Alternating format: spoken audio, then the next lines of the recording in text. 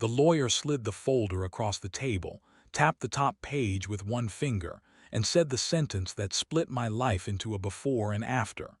Mr. Holloway, your wife's signature is already here, dated 6 weeks ago. I remember staring at the ink like it was a stranger's handwriting, because in some ways it was. 6 weeks ago, I hadn't said the word divorce. 6 weeks ago, I hadn't even thought it. 6 weeks ago, I was still buying her the coffee she liked from the shop on Delridge, still leaving notes on the fridge, still convinced we were just tired, not broken. And yet there it was. Marisol Holloway, signed, notarized, waiting for a fight I hadn't started yet. I want to tell you how I got to that office because it didn't start with betrayal. It started with something much smaller. It started with silence. My name is Dean Holloway. I'm 38 years old, and until that afternoon in the lawyer's office, I would have told you I had a good life. Not a perfect one, nobody's is, but a good one. I run a small structural engineering firm out of Tacoma, 3 employees, mostly residential retrofits, and the occasional commercial job when the economy cooperates. I built that company from a folding table in my garage, and I'm proud of it in the quiet way men are proud of things they don't talk about at parties. I met Marisol 9 years ago at a friend's barbecue. She was the kind of person who remembered the name of your dog after meeting you once, who could make a stranger feel like the only person in the room. She worked in pediatric physical therapy, which tells you something about her. She'd spent her whole career kneeling down to be at the eye level of frightened children, coaxing them into taking one more step than they thought they could. We got married 4 years later in her parents' backyard in Yakima, under string lights her mother had spent 2 days arranging. We have a son, Eli, who is 7 and obsessed with sharks in a way that makes every dinner conversation somehow circle back to the great white. We have a house with a crooked gate that I keep meaning to fix. We have, or had, a life that looked from the outside like exactly what people say they want. But for the last year, something had gone quiet between us. Not loud, not dramatic, quiet. She stopped asking about my day the way she used to, with that specific curiosity that used to make me feel like the most interesting man in Washington state. I stopped noticing when she left the room. We were roommates who occasionally kissed each other goodnight, and I told myself that was just what happened to marriages after a while. That the fire cools, and you learn to appreciate the warmth of embers instead. I was wrong about a lot of things. That was the first one. It started on a Tuesday. I remember because Tuesdays were my late nights at the office, going over permit revisions for a job in Puyallup. I got home around 9, and Marisol was already in bed, though the light under the bathroom door told me she wasn't asleep. I didn't think anything of it. I made myself a sandwich, ate it standing at the counter like a man in his own house who has stopped feeling entitled to sit down, and went to bed beside a woman who was pretending to be unconscious. The next morning, I found the receipt. It was in the pocket of the jacket she'd left on the hook by the garage door, a jacket I was hanging up properly because Eli kept knocking it to the floor and tripping over it. The receipt was from a hotel in Seattle, 40 minutes from our house, 1 night stay. Paid in cash, which struck me as strange even before I let myself think about why a person would pay cash for a hotel room 40 minutes from a home they already had. I didn't confront her. I want to be honest with you about that because I think about it a lot, why I didn't just ask. I told myself I needed more information first. I told myself there could be an explanation, a work conference, a friend in crisis, something ordinary. But some part of me, the part that had been quietly cataloging her silences for a year, already knew that whatever this was, it wasn't ordinary. So I did something I'm not proud of. I started paying attention in a different way. Not snooping, exactly. I told myself that word didn't apply to a man in his own marriage, but noticing. The phone she started keeping face down. The new perfume that wasn't the one I'd bought her for her last birthday. The way she'd step outside to take calls that used to happen at the kitchen table. 3 weeks after the receipt, I found the second thing, and this one I couldn't explain away no matter how badly I wanted to. It was a Saturday. Eli was at a friend's birthday party, and Marisol had gone to run errands, which had become a phrase that made my stomach tighten in a way I hated. I was cleaning out the garage, the kind of pointless task men do when their minds need somewhere to go besides the truth, and I found a storage box I didn't recognize, tucked behind the old Christmas decorations.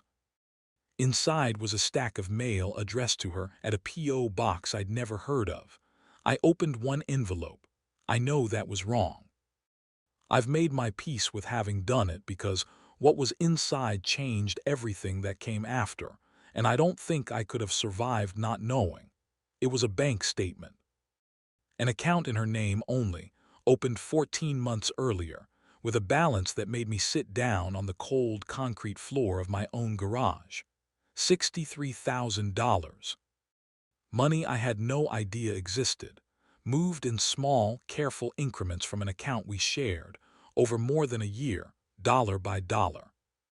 Like she was building an exit and didn't want me to notice the door opening. I sat in that garage for almost an hour. Eli's birthday party pickup time came and went until I finally stood up, wiped my face, and drove to get my son like nothing in my life had just quietly ended. I didn't say anything that night, or the next night. I told myself I was gathering myself, but really, I think I was grieving something I hadn't officially lost yet. There's a particular kind of loneliness in loving someone who has already left in every way except the physical one. I'd go to sleep next to her and feel like I was sleeping next to a locked door. It was Marisol's sister, Renata, who finally cracked things open, though she didn't mean to. Renata and I had always gotten along. She was blunt in a way I appreciated, the kind of person who told you the truth about your haircut whether you asked or not. We ran into each other at the grocery store, of all places, both of us reaching for the same brand of coffee, and she made a comment that stopped me cold. "You holding up okay?" she asked, and there was something careful in her voice, something rehearsed. "Holding up from what?" I said. Renata's face did something complicated, surprise, then panic, then the specific look of someone realizing they've said too much. "Forget it," she said. I thought, never mind. I didn't let it go. I pushed, gently at first, and then not so gently, standing in the cereal aisle of a Fred Meyer while a stranger tried to reach past us for the oatmeal. And eventually, because Renata has never been good at holding a secret once someone's looking her directly in the eye, she told me. Marisol had been talking to a lawyer for over a year. Not a marriage counselor, not a mediator. A divorce attorney in downtown Seattle, a woman named Priya Anand who specialized, according to Renata, in clean separations for complicated finances. Marisol had told Renata she wasn't ready to talk to me yet, that she needed everything in place first, that she didn't want to blow up our lives until she knew exactly how the landing would go. I want you to understand what that felt like. Not the affair, because at that point I still didn't know for certain there was one, though the hotel receipt suggested otherwise, but the calculation. The idea that my wife had spent over a year building an exit ramp off our marriage in total secrecy, opening accounts, meeting lawyers, planning. While I was buying her coffee and hanging up her jacket and telling myself we were just tired. I went home that night and I still didn't say anything. I know how that sounds. But I needed to see the whole shape of it before I said a single word, because I understood, somewhere underneath the shock, that whatever I said first would set the terms for everything after. So I hired my own lawyer, quietly. A man named Thomas Reyes, recommended by a client from my firm, sharp-eyed and unhurried in a way that made me trust him immediately. I told him everything, the receipt, the account, the P.O. box, what Renata had said, and he listened without reacting, which I've come to understand is its own kind of skill. "Here's what we're going to do," he said. "We're going to find out exactly what she's built before you say a single word to her. Because right now, Dean, she thinks she's the only one who knows this story is happening. Over the next 2 weeks." Thomas and a financial investigator, he worked with pieced together a picture that made my earlier discoveries look small. The $63,000 wasn't the whole story. It was one account of three. Marisol had also been quietly transferring value out of a joint investment account we'd opened for Eli's college fund, replacing withdrawals with paperwork that made the balance look untouched to a casual glance. She'd had our house informally appraised twice in the last year without my knowledge, presumably to understand what she'd be entitled to. And the hotel in Seattle wasn't a one-time thing. There had been at least 4 other stays over 8 months, all paid in cash, all coinciding suspiciously with days she'd told me she was visiting her mother in Yakima. I asked Thomas the question I'd been avoiding. "Is there someone else?" He was quiet for a moment. The investigator found a pattern of calls to one number. "Frequent late at night going back almost 2 years. We haven't confirmed who it belongs to yet." 2 years. Not 1, 2. I thought about our life 2 years ago. Eli had just started kindergarten. We'd taken a trip to Oregon for our anniversary, the two of us sitting on a beach in Cannon Beach while he stayed with her parents, and I remember thinking, watching the tide come in, that I had never loved her more than I did in that moment. I didn't know yet that somewhere in that same stretch of months, she had already started building a life that didn't include me. The number, it turned out, belonged to a man named Curtis Doyle. He wasn't a stranger. He was her old college boyfriend, someone she'd mentioned to me exactly once, years ago, in the offhand way people mention exes they've made peace with. He'd moved back to Seattle 18 months earlier for a job at a tech company downtown. According to the investigator's careful, unemotional report, he and Marisol had reconnected at a mutual friend's wedding almost 2 years ago to the week. I sat with that information for 3 days before I said a word to anyone. I went to work. I coached Eli through his math homework. I made dinner. I lay next to my wife at night and felt like I was performing a marriage instead of living one. And the strangest part is that some tiny piece of me almost admired how well she'd been performing hers too. It was Thomas who finally told me the papers were ready, that if I wanted to file first, to control the narrative and the terms rather than react to hers, now was the time. I remember asking him what would happen if I just talked to her instead, sat her down, told her what I knew, gave her the chance to explain, even to end it, even to try. "You can do that," he said carefully. "But Dean, she's had over a year to plan this. If you go in with nothing but honesty, and she's already built her exit, you may find yourself agreeing to terms you didn't need to agree to, simply because you weren't prepared for how fast she moves once she decides to move. I chose honesty anyway. Call it stubbornness, call it hope, call it the last thread of the man I'd been before all this started." I asked her to sit down with me on a Sunday afternoon after Eli had gone to his friend's house, and I told her everything I knew, the receipt, the account, the P.O. box, Curtis Doyle. I watched her face while I spoke, and I want to tell you there was shock in it, or shame, but mostly what I saw was relief. Relief that she didn't have to hold the secret anymore. Relief that the performance was finally over. "I was going to tell you," she said. "I just needed to know I could survive it first." "Survive me?" I asked. "Survive being alone," she said. "You have no idea what it's like to feel invisible in your own house for 2 years, Dean. I wasn't looking for Curtis. He saw me. At a time when I felt like nobody did. I won't pretend that didn't land somewhere true in me, because it did. I hadn't been paying attention either. Not really. not in the years before the silence set in. But there's a difference between a marriage going quiet and a person spending 2 years building a secret second life, while letting her husband believe the quiet was something they could fix together. I told her that. She didn't argue with it.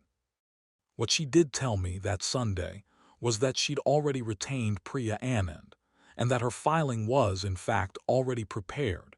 She'd simply been waiting, she said, for the right moment, which I understood to mean the moment most advantageous to her, not to us, not to Eli, not to any version of honesty that included me as an equal participant in my own life's biggest decision.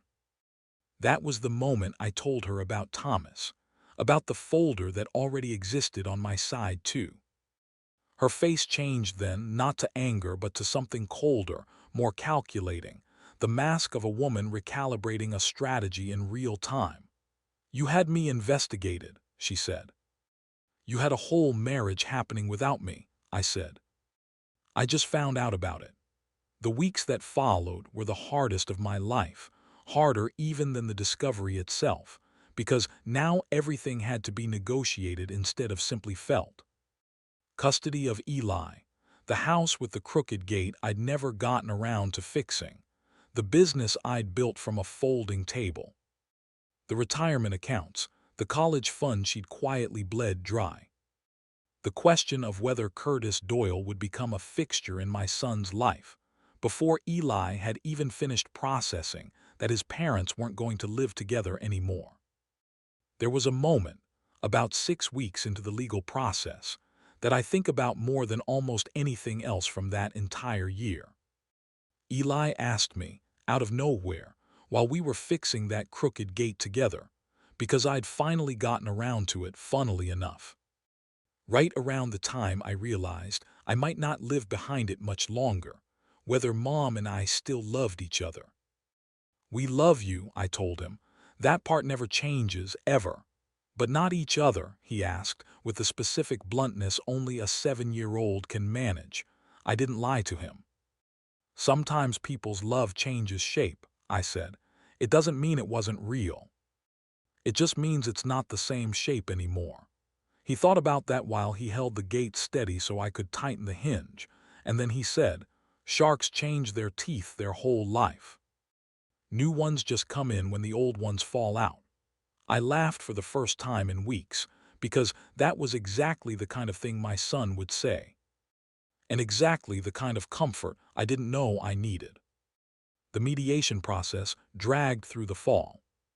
Priya Anand was as sharp as her reputation suggested, and there were moments I genuinely believed we might lose the college fund fight entirely. That Marisol's careful year of preparation would simply outmaneuver my 2 months of scrambling to catch up. But Thomas had one advantage her side hadn't accounted for. The paper trail of the drained investment account was airtight, time-stamped, and utterly damning in a way that no amount of clever lawyering could soften. Marisol's own caution, the same caution that had let her plan for over a year without me noticing, had also left a meticulous record of exactly what she'd taken and when. In the end, we settled instead of going to trial, which Thomas told me was the better outcome for Eli, even if some bruised part of me wanted a courtroom to declare, officially, who had been wronged. The college fund was restored in full, with the withdrawn amount treated as an advance against her share of the house equity. I kept the business, obviously. There had never been a real question there. We settled into a custody arrangement that gave Eli stability during the school week and full weekends split between us, adjusted around my late Tuesdays and her rotating clinic shifts. The house sold in December, 6 weeks before the divorce was finalized. I stood in the driveway on the last day, looking at that gate fixed now, finally, hanging straight and quiet on hinges that no longer complained, and I felt something I hadn't expected to feel. Not triumph exactly, something closer to completion. Like I'd walked all the way through a room I hadn't chosen to enter, and had come out the other side into air that was, against every prediction I would have made a year earlier, breathable. I moved into a townhouse 15 minutes from Eli's school. I hung a new set of photographs on the walls, not replacements for the old life, just additions to whatever the new one was going to be. Eli picked out the shark poster for his room himself, the one with the great white breaching, teeth bared, and told me it was because sharks start over all the time and they're fine. I don't know exactly what happened between Marisol and Curtis Doyle in the end. Renata mentioned, months later and reluctantly, that things had cooled between them not long after the divorce finalized, that whatever urgency had fueled 2 years of secrecy hadn't survived the daylight of an actual, unhurried relationship. I didn't ask for details. Some doors, once you've walked through them, you don't need to look back through again. What I keep coming back to, when people ask me how I got through it, isn't the betrayal itself. Betrayal, I've come to understand, has a shape you can eventually learn to hold. What I keep coming back to is the folder. The moment in that lawyer's office when I realized the ending had already been written before I even knew the story had a conflict in it. For over a year, my wife had been quietly building an entire second life, bank accounts, hotel stays, legal groundwork, while I stood in the middle of what I thought was an ordinary marriage, worrying about permit revisions and forgetting to fix a gate. I think the lesson, if there is one, isn't about her. It's about attention, about how easy it is to mistake a quiet house for a peaceful one. I don't say that with bitterness anymore. It took a long time to get to anymore, but I got there. I say it because Eli is 7, and he watches how I handle things, and I want him to grow up understanding that silence in the people you love isn't something to ignore. It's something to lean toward, gently, before it has a chance to become a folder on a lawyer's desk. These days, my life looks different than I ever expected it to at 38. I coach Eli's Saturday soccer team, badly, but with enthusiasm. I've started dating again, slowly, carefully, the way you test ice you're not sure will hold your weight. My business grew this year. Funny how much clearer your focus gets once you stop spending your energy pretending not to notice things. And the gate, my new gate on my new house, doesn't stick at all. I checked it myself twice before I ever moved a single box through it. Marisol and I are civil now, mostly for Eli's sake, though I think some genuine peace has crept in around the edges too. The kind that only comes once all the anger has finally burned itself down to something quieter. She picks him up on Fridays. I get him back Sunday nights, usually smelling like whatever new thing his mother's kitchen has been experimenting with, full of stories about his week that I listen to like they're the most important news in the world, because to me, they are. I don't know if I'll ever fully understand what made her choose secrecy over honesty, a year of careful planning over one difficult conversation.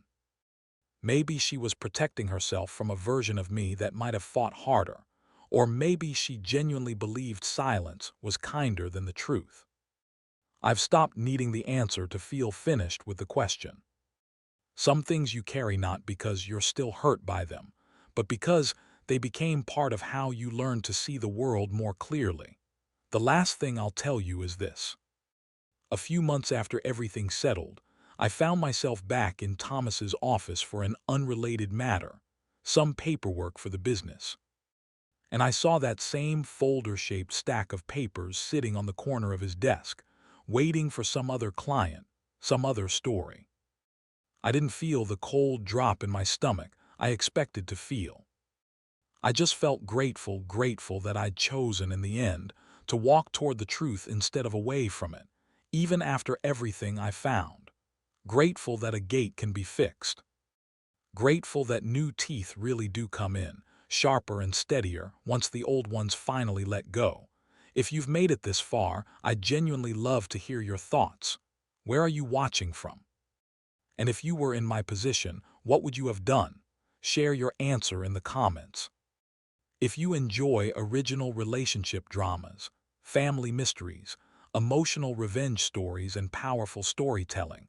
Don't forget to like, subscribe, and turn on notifications for more stories.